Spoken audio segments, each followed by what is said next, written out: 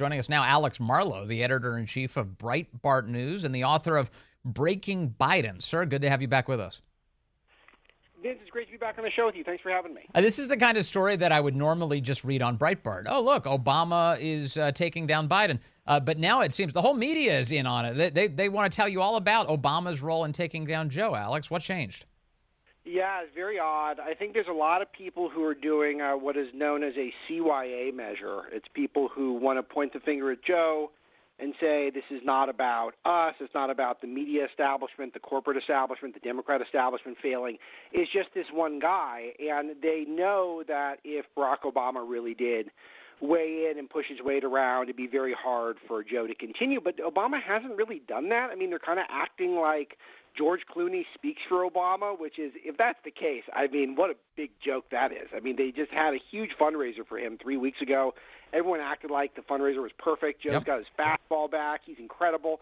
And now all of a sudden, Obama is calling for Biden to leave via George Clooney, and we're all supposed to be thinking, oh, wow, this is huge. This is a big deal. So, and maybe it is. Maybe it is, Vince. But how are we supposed to know? How are we supposed to start trusting the media today? No, that's true. I don't trust the press here, but I do trust my instincts. And that what they tell me is that there are lots of Obama people who are simultaneously all trying to unseat Biden. And this is in some ways kind of par for the course for Obama in terms of someone else doing his dirty deeds. He's a passive aggressive guy. So the idea that he would call upon George Clooney to do the hit, it strikes me as plausible.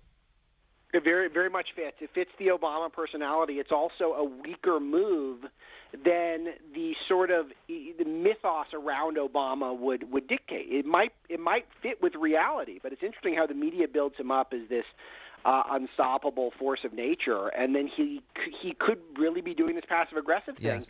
So then the question is why? Why is he doing it? And it might be because he's not really inner circle with Joe Biden. Inner circle with Joe Biden's a very small group of people. It's those family members, Valerie, Jill, Hunter, and about 4 top advisors. We're talking Donnellan, we're talking Kaufman, we're talking Jeff Zients, and we're talking Ron Klain. Those are really the 7 names that I always think of as inner circle. And if none of those people are coming out there, Ron Klain came out today and said he's in it to win it. If none of those names are breaking, maybe Obama felt like he had to hedge. Yeah. Also, it's pretty clear from the body language. You can see that when these two guys are together, Obama has nothing but contempt for Joe Biden. It's very patronizing, his attitudes towards Joe, including when he kind of infamously went and visited the White House and he was like the biggest star in the room. Joe Biden, the literal president of the United States, was begging just to get Obama to look back at him and to do something with him. And meanwhile, on that stage just a few weeks ago, the one where we were told, oh, no, Joe Biden's perfectly healthy, the media insisted after we all saw him staring into space for nearly a minute. On that stage, Obama was like, you're leaving. He grabs Joe Biden by the elbow and drags him off. It's crystal clear to me he doesn't think highly of the guy. Yeah, that's a great callback. And then you start looking at some of the history and you think about the way that Joe Biden talked about Obama prior to 2008. If you think about how Obama world is clearly fond of Kamala Harris, and Obama has basically moved into the Hollywood phase of his life. Hollywood loves Kamala Harris. And then all of a sudden you start doing the math, start thinking this does add up. The one question mark is why isn't he doing it himself? Because he probably could deliver a kill shot. Or is he afraid he can't? And that's the intrigue that just makes me so excited. Well, I think so Obama does prioritize Democrat victories. He thinks that's important. But there's nothing he prioritizes more than his own ego. So So there's a lot here. One, if Obama were to come out publicly and say, it's time for Joe to go, we need somebody better, we're going to put that person in, and then that person loses, then Obama's going to have to wear the consequences of that with his own party, and he doesn't want to. He likes this kind of distance where he can have other people do the dirty work, and he doesn't have to live with the fingerprints in any way. And I just think that he kind of wants to be all things for all people in his own party. So the people who want to get rid of Joe, they kind of think Obama's on their side. The guys who want to keep Joe there to the extent that that coalition exists, well, Obama's not calling for him to go, so he must be with Joe. They were president and vice president together. They're boys. They call each other Joe and Barack. I think that this is once again, as we saw throughout Obama's time in politics, all about him and no one else. Yeah, and that's what I'm seeing throughout all the various factions. And when you start trying to parse who's with Joe and who's against Joe, it really does feel like you could almost to a number everyone who's weighing in has an ulterior motive that fits with which side they're on. It's the people who have benefited greatly from Joe Biden's policies. Those are all with him. It's people who feel like that they're in a swing district and they think that any affiliation with Joe could cost them some votes. They're all against him. It almost is to a number of votes. I can't think of one person who is straying from that. And I think your point about Obama made me think about how he has an undefeated record. So if he comes out here and endorses and goes big, and then he loses, I mean, the guy is he's run every race. He's won every race he's ever ran in. And if he stands up and says, "I'm doing it. I'm making a move," and it doesn't work, what does that do to his legacy? You know he's thinking about that right now. Sure thing. And look, you've covered it through all those years at Breitbart News, the Obama presidency. Who was he politically good for? What candidate in his party was he good for? And the answer to that question is just Obama. That's it. Yeah, Obama always oversaw losses among Democrats. Democrats do not do well with Obama. It wasn't about them. To the extent that he had some coattails, that definitely helped, but it was always about him and nobody else. Yeah, and he did worse his second re-election, or he did worse his re-election run. Where, I mean, historically speaking, I don't like both guys in particular, but it's John McCain was a stronger candidate than Mitt Romney, if you really think about it, and Romney did better. Why is that? Because people kind of go, no, maybe Obama isn't quite as magical as you would have thought. And then, of course, he could not pass the torch, which is a huge part of this narrative, is Biden is no one to pass the torch to. If Biden did, he would have stood aside a long time ago. But instead, he specifically put a dummy, Kamala Harris, in underneath him so that specifically she could not surpass him. And that's the dilemma that we're seeing right now. Yeah, we're definitely seeing it. How much do you think Kamala Harris, or at least the people around her, to the extent that she has any loyalists, are doing the leaking that we're now seeing? We're seeing a lot of information come out from the White House, including today, this report that Biden hasn't had, according to CNN, Biden hasn't had a cabinet meeting in over 9 months. He doesn't even meet with the cabinet. That's how much they're trying to insulate him from anybody finding out that he's senile, which is crazy to me because we all knew.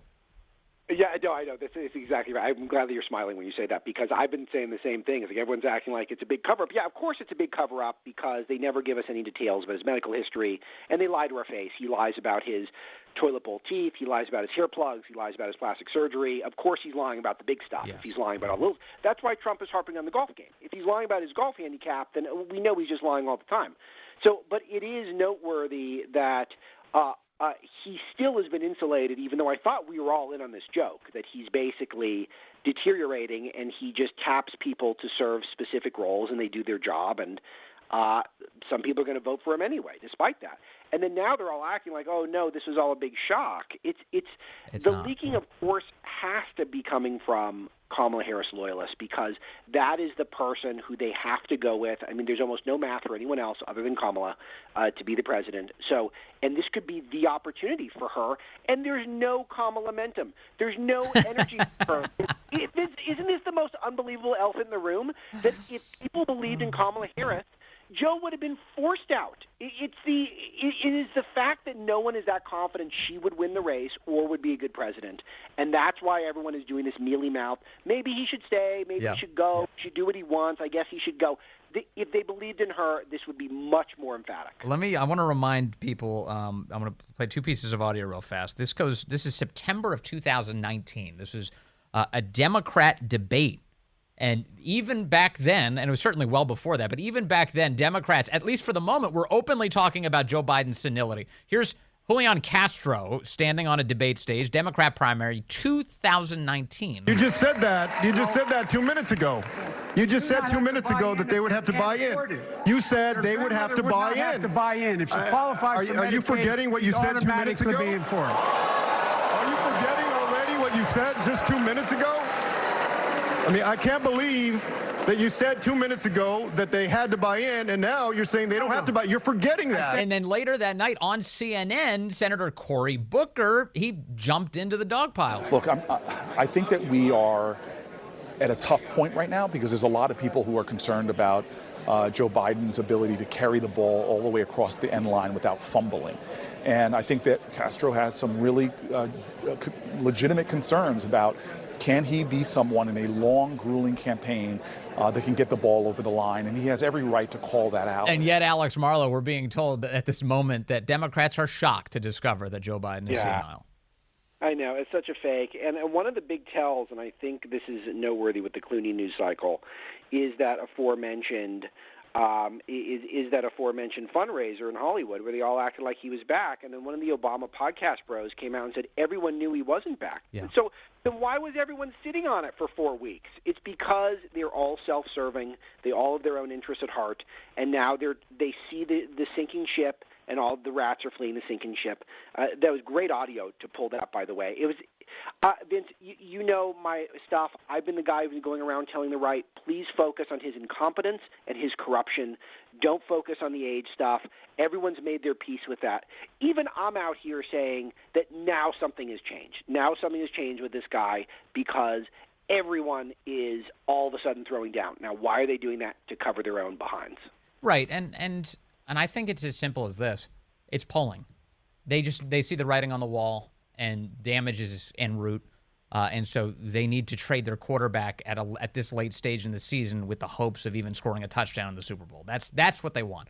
It's very simply a polling assessment because Alex Marlow, if Biden was polling ahead of Trump right now, let's say by 2 points, and he was exactly the way he is on that debate stage, exactly the way he is when he does the Stephanopoulos interview, exactly the way he is when he claims he's a black woman to the radio host he got fired in Philadelphia. If he's like that and he's 2 points ahead, are these guys calling for him to step down?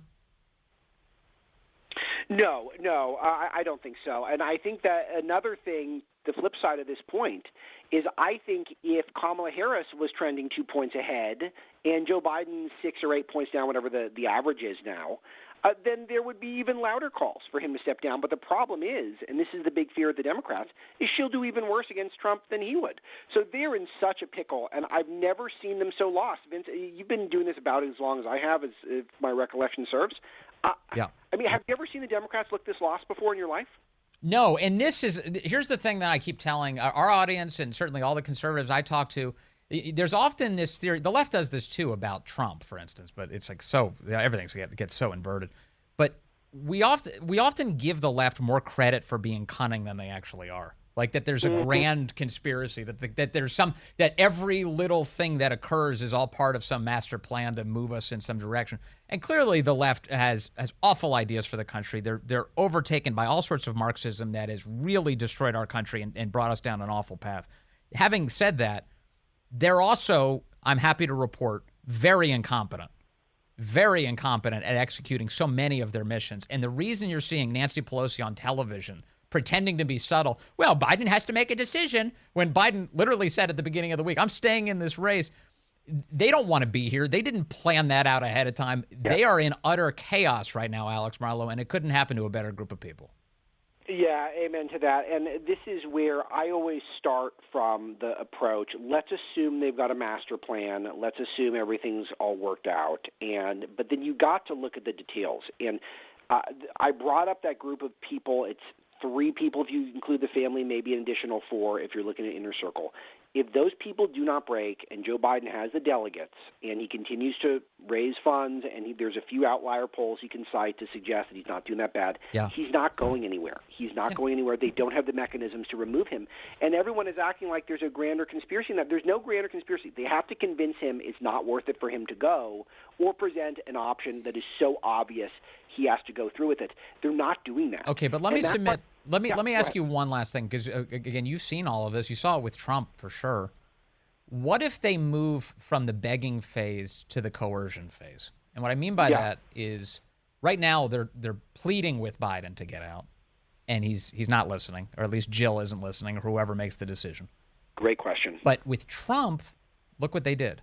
They manufactured an entire deep state initiative to try and both stop him from becoming president in the first place, to paralyze his presidency when he was in, and to prevent him from being reelected in 2020. The left has weapons that they haven't fully employed against Biden. What happens then?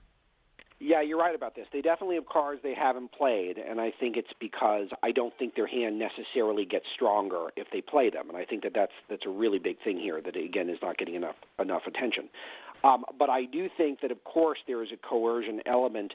But what are you going to offer him? What are you going to offer the family? There's nothing you can offer Frank Biden or James Biden.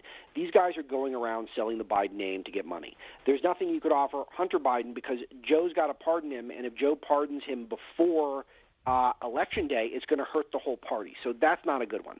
Joe's so old, all he could possibly care about is legacy and who's going to take over from him ideologically. There's no one. So I think they should try that if I were them. Yeah. But what are they going to offer that family? I have no idea. I think it's cash. Honestly, what you just described, I think that actually is probably where we end up. I think it's pardons and cash by the end of this. Because and do they have billionaires, donors in their own party who'd be willing to come up with a ton of money right now to buy Biden out of the presidency? The answer to that, I think, is yes. You know, Lorene Powell Jobs, is the Steve Jobs widow, who's one of the big power brokers in the Democrat Party, who I've been semi-obsessed with for the last 4 or 5 years. Her dream has been Kamala Harris as president, and she's got an infinite Rolodex. I mean, she'll never stop making money. All of her money's in Apple and Disney stock. It's someone should get her on the phone and get her on with Joe and say, Joe, what do you want? And that's it. There's your move right there. Boom. Yeah. I just solved Democrats' problems. Yeah. Yeah. I mean, it wouldn't be the first time either. Back in 2016, there were billionaires trying to buy Trump out of even running. They're going to do it again this time. Thank you very much, Alex Marlow. Good to talk to you, sir.